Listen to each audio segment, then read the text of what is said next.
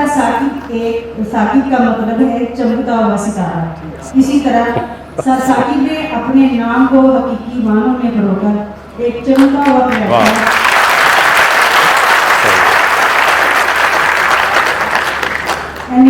اگر آپ نے بڑا کوئکلی بتانا ہے تو ضرور کچھ کہیے ود ان اے منٹ. جی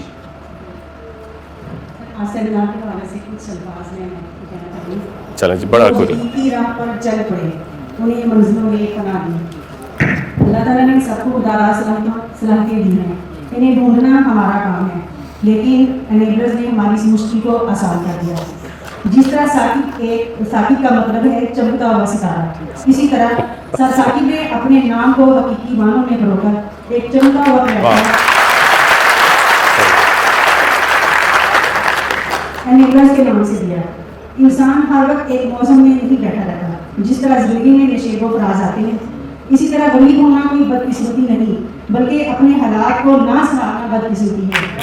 اگر اس کرٹیکل دور میں ہمارے لیے رحمت کا سایہ بن کر آئے، ہمیں انیبل کرنے کے لیے انیبلرز کے نام سے ایک ایسا پلیٹ فارم دیا جہاں ہم میجیکلی ارن کر سکتے ہیں، جس کی بیوٹی یہ ہے کہ earn in dollar and spend in کیا کا خواب ہمیں گھر بیٹھے دکھایا.